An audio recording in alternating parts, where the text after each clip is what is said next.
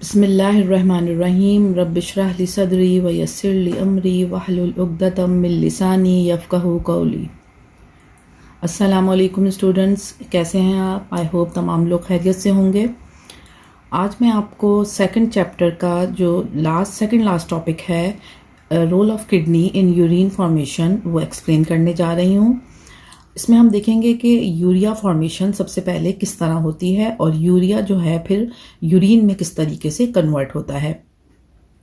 Urea जो है वो फॉर्म होता है within the liver cell, यानी लिवर सेल के अंदर जो हमारा ऑर्गन है लिवर, उनके सेल्स के अंदर ही यूरिया जो है वो फॉर्म होता है।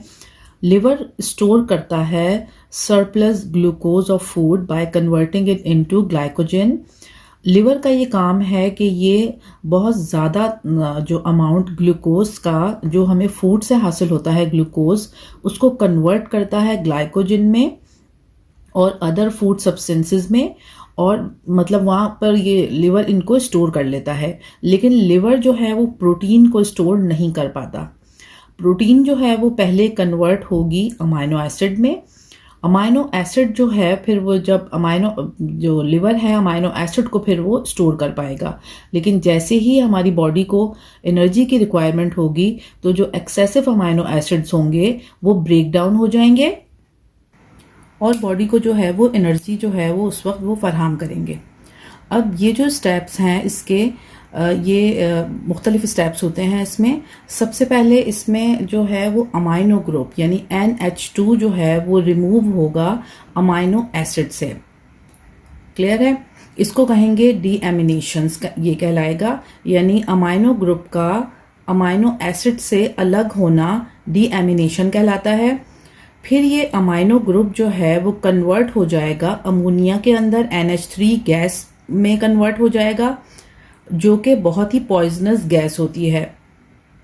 It may kill the cells, ये सेल्स को किल भी कर सकती है अगर ये हाई कॉन्सेंट्रेशन में बॉडी के अंदर स्टोर हो जाए। लेकिन अब यहाँ होता क्या है, सबसे पहले जो है वो प्रोटीन कन्वर्ट हुए अमाइनो एसिड्स के अंदर। अब अमाइनो एसिड के अंदर से जो है वो अमाइनो ग्रुप को रिमूव किया जाएगा। अमाइनो ग्रुप जब रिमूव हो जाएगा तो वो कन्वर्ट हो जाएगा अमोनिया में। अमोनिया को फिर जो है वो ये कन्वर्ट कर दिया जाता है। लिवर जो है वो इसको क्विकली कन्वर्ट करता है लेस टॉक्सिक सब्सटेंस, जिसको हम यूरिया कहते हैं। यानी लिवर इसको कन्वर्ट कर देगा यूरिया में फिर, और यूरिया जो है फिर ब्लड के ज़रिए जो है वो किडनी तक पहुंचेगा और यहाँ पर ये एक्सक्रीट आउट कर दिया जाएगा in the form of urine. यहाँ पर क्या होगा, जो यूरिया है वो पानी के अंदर, वाटर के अंदर डिसॉल्व होके यूरिन फॉर्म कर लेगा और यहाँ फिर इसको एक्सक्रीट आउट कर दिया जाएगा। स्मॉल अमाउंट ऑफ यूरिया जो है वो हमारी स्वेटिंग के ज़रिए, यानी पसीना जो आता है हमारी बॉडी पे, उसके ज़रिए भी कुछ अमाउंट यूरिया का जो है वो एक्सक्रीटेड किया जाता है, यानी एक्सक्रीट आउट किया जाता है। नेक्स्ट टॉपिक है हमारे पास urine formation. Excess mineral salts और नाइट्रोजनस वेस्ट प्रोडक्ट जो हैं उनमें क्या क्या शामिल है देखें। यूरिया है, क्रिएटिनाइन है और यूरिक एसिड हैं। ये जो हैं बहुत ही पॉइजनस सब्सटेंसेस होते हैं और इनका बॉडी से रिमूव किया जाना जो है वो बहुत ही ज़रूरी है। अब ये बॉडी से रिमूव कैसे होंगे? ये तीनों जो हैं सब्सटेंसेस ये वाटर के अंदर डिज़ोल्व होंगे और जब ये वाटर में डिज़ोल्व हो जाएंगे तो जो मिक्सचर बनेगा उसको हम यूरिन का नाम देंगे। यूरिन फॉर्मेशन जो है किडनी के अंदर होती है और इसमें दो मेन प्रोसीजर जो हैं वो प्रोसेस होते हैं यूरिन फॉर्मेशन में। और ये यूरिन फॉर्मेशन, किडनी जो है वो उसका बेसिक यूनिट नेफ्रॉन है, तो ये तमाम जो प्रोसीजर है वो नेफ्रॉन के अंदर हो रहा होता है। अब इसके दो स्टेप्स हैं, इसमें दो मेन प्रोसेस हैं। नंबर 1 जो है वो फिल्ट्रेशन है और नंबर 2 जो है वो रीएब्जॉर्प्शन है। फिल्ट्रेशन जो है एक ऐसा प्रोसेस है जिसमें तमाम का तमाम मटेरियल ब्लड के अंदर से जो है वो उसको सेपरेट कर दिया जाता है। अब ये जो है वो दो तरह के से होता है, एक में है अल्ट्रा फिल्ट्रेशन, दूसरा है सिलेक्टिव फिल्ट्रेशन। अल्ट्रा फिल्ट्रेशन के अंदर जो है वो कोई स्पेसिफाई नहीं किया जाता मटेरियल को, और इसमें इस प्रोसीजर के जो प्रोसीजर है ये अल्ट्राफिल्ट्रेशन का, ये अकर होता है मेल्फिगियन बॉडी में। मेल्फिगियन बॉडी, ये जो ऊपर आपको अल्ट्राफिल्ट्रेशन इन ग्लोमेरुलस गिवन है, इसी को मेल्फिगियन बॉडी का नाम दिया जाता है, यानी आप समझ लें इसका सेकंड नेम है। जब यहाँ ब्लड एंटर होता है, ब्लड एंटर कहाँ से होगा? एफरेंट आर्ट्रियोल से ग्लोमेरुलस के अंदर आता है, और ग्लोमेरुलस कहाँ लोकेट कर रहा है? बुमेन कैप्सूल के अंदर। तो यहाँ पर जब ये ब्लड आएगा तो ब्लड प्लाज्मा को जो है वो फोर्स आउट किया जाएगा, force out of the glomerulus blood capillaries के अंदर जो है वो इसको जो है वो जो पहुंचाया जाएगा। और ये जो कैपिलरीज हैं, ब्लड कैपिलरीज, ये कहाँ पर हैं? ये आप देखें इस डायग्राम में भी ये ब्लड कैपिलरीज दी हुई हैं, ये सारी की सारी, और ये ग्लोमेरुलस कैपिलरीज हैं। और ये हैं किसके अंदर? ये बुमेन कैप्सूल यहाँ पर ये गिवन है, और यहाँ इनको फोर्स्ड आउट किया जाता है। अब यहाँ पर जो है कोई एक स्पेसिफाइड सिलेक्शन नहीं हुई, तो अब अगर नॉन सिलेक्टिवली अगर फिल्ट्रेशन होगी तो उसको हम यहाँ पर अल्ट्रा फिल्ट्रेशन का नाम देंगे। सेकंड वन है इसमें सिलेक्टिव फिल्ट्रेशन। सिलेक्टिव फिल्ट्रेशन जो है वो प्रॉक्सिमल और डिस्टल कॉन्वुलेटेड ट्यूब्यूल्स के अंदर होती है। जब यहाँ ब्लड फ्लो करता है तो इसमें पेरिट्यूब्यूलर कैपिलरीज के अंदर जो ये फ्लो करेगा जब ब्लड, तो जो रिमेनिंग अमाउंट होगा यूरिया का वो यहाँ पर फिल्टर आउट हो जाएगा ब्लड के ज़रिए, और ब्लड से यानी कि सिर्फ यूरिया को उसमें से फिल्टर आउट किया जाएगा।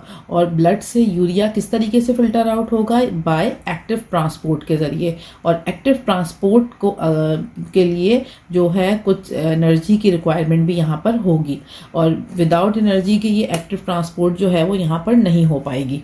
अल्ट्रा फिल्ट्रेशन के बाद जो है वो जो हमने फिल्ट्रेशन की दो टाइप्स पढ़ी हैं, अल्ट्रा फिल्ट्रेशन और सिलेक्टिव फिल्ट्रेशन, इसके बाद जो है वो रीएब्जॉर्प्शन का अमल होता है। अब रीएब्जॉर्प्शन के अंदर जो है वो जो पहले प्रोसीजर हो चुका है, यानी तमाम जो मटेरियल है ब्लड से वो फिल्ट्रेट आउट कर दिया गया है, यानी कि वो सेपरेट हो चुका है अब यहाँ पर। अब इसमें जो है वो यूज़फुल चीज़ें भी जो हैं वो सेपरेट आउट हो जाएंगी, और जो हार्मफुल चीज़ें हैं बॉडी के लिए वो भी सेपरेट आउट हो जाएंगी। अब जो सेपरेशन होती है, यानी हम उसको हम यहाँ नाम देते हैं फिल्ट्रेट का, यानी कि उसको फिल्टर कर लिया गया है यहाँ पर। अब जो नॉर्मल अडल्ट में तकरीबन 120 सेंटीमीटर क्यूब जो है वो फिल्ट्रेट जो है वो किडनी के अंदर हर मिनट के अंदर हो रहा होता है। अगर हम ये लार्ज अमाउंट फिल्ट्रेट का अलाउ करें कि ये हमारी बॉडी से जो है वो यूरिन की फॉर्म में पास आउट हो जाए, तो इसके नतीजे में क्या होगा? बॉडी जो है वो डिहाइड्रेट हो जाएगी और डेथ में अकर, यानी कि इसमें मौत भी वाक़या हो सकती है। अब मैंने आपको पहले ही बता दिया कि उस फिल्ट्रेट में बॉडी के लिए यूज़फुल चीज़ें भी हैं और हार्मफुल चीज़ें भी हैं। तो इसको प्रिवेंट करने के लिए, यानी कि ये नुकसान ना हो और ये जो है वो डिहाइड्रेट बॉडी ना हो, तो huge loss of water and useful salt, ये मतलब ये जो यूज़फुल सॉल्ट होते हैं उसमें, और जो वाटर है बॉडी से ज़्यादा लॉस ना हो जाए, तो इसके लिए क्या होता है कि फिल्ट्रेट जो है वो दोबारा जो है वो नेफ्रॉन के अंदर रीएब्जॉर्ब हो जाता है। और एक्सेसिव वाटर रीएब्जॉर्ब, जो एक्सेसिव वाटर भी फिल्ट्रेट आउट हो जाता है यहाँ पर, तो ये दोबारा जो है वो रीएब्जॉर्ब हो जाएगा ब्लड स्ट्रीम के अंदर। अब ये जो रीएब्जॉर्प्शन का अमल है, यानी ये जो वाटर और यूज़फुल जो सॉल्ट होंगे वो दोबारा रीएब्जॉर्ब होंगे ब्लड के अंदर, तो ये दो तरीक़ों से होंगे। यानी ब्लड स्ट्रीम का हिस्सा बनने के लिए वो दो तरह के तरीके यहाँ इस्तेमाल किए जाएंगे, एक होगा नॉन सिलेक्टिव और दूसरा है सिलेक्टिव रीएब्जॉर्प्शन। जो नॉन सिलेक्टिव रीअब्जॉर्प्शन है वो अकर होगी, यानी कहाँ होगी? ये डिस्टल और प्रॉक्सिमल कॉन्वुलेटेड ट्यूब्यूल्स के अंदर विदाउट एनी सिलेक्शन, यानी इसमें कोई ख़ास सिलेक्शन नहीं होगी, तमाम का तमाम जो मटेरियल है वो रीएब्जॉर्ब हो जाएगा यहाँ पर। अब ये जो है वो जो है distal end proximal convoluted tubule कौन सा वाला हिस्सा है, आप देखें यहाँ पर आपको डायग्राम में ये शो किया गया है कि ये वाला जो पोर्शन है ये प्रॉक्सिमल कॉन्वुलेटेड ट्यूब्यूल्स कहलाएंगे यहाँ पर, और यहीं पर नॉन सिलेक्टिव रीअब्जॉर्प्शन का जो अमल है वो यहाँ पर कंप्लीट हो जाएगा। अब सेकेंड वन है इसमें सिलेक्टिव रीअब्जॉर्प्शन। अब जो सिलेक्टिव रीअब्जॉर्प्शन है वो लूप ऑफ हैनल के अंदर अकर होगी। लूप ऑफ हैनल जो है वो ये वाला पार्ट है, ये है at the loop of Henle some water is reabsorbed, यहाँ पर आप ये देखें लिखा हुआ है, ये है लूप ऑफ हैनल। अब यहाँ पर जो है ये जो सिलेक्टिव रीअब्जॉर्प्शन है ये लूप ऑफ हैनल में हो रही है एंड कलेक्टिंग डक्ट में हो रही है।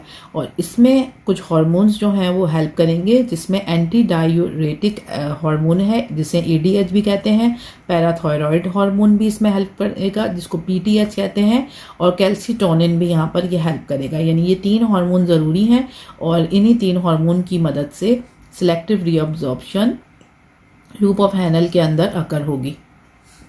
नेक्स्ट हेडिंग है हमारी role of kidneys in osmo regulation.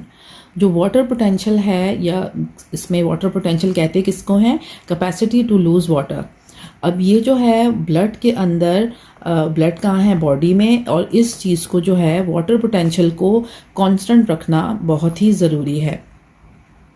अगर इसमें बहुत ही कोई बड़ा और एक अचानक जो सडन चेंज आ जाए अगर वाटर पोटेंशियल के अंदर ब्लड में, तो इसमें सीरियस प्रॉब्लम्स हो सकते हैं किसी भी इंसान को।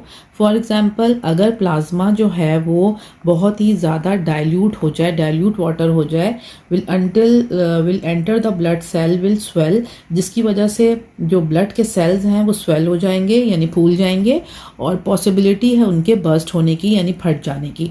अब दूसरे तौर पे हम देखेंगे कि on the other hand, if the blood plasma becomes too concentrated, अगर वो बहुत ज़्यादा कॉन्सेंट्रेटेड यानी गाढ़ा हो जाए, तो water will move out of the cell. तो इसके नतीजे में क्या होगा कि सेल्स के अंदर से जो पानी है वो ऑस्मोसिस के थ्रू बाहर आ जाएगा।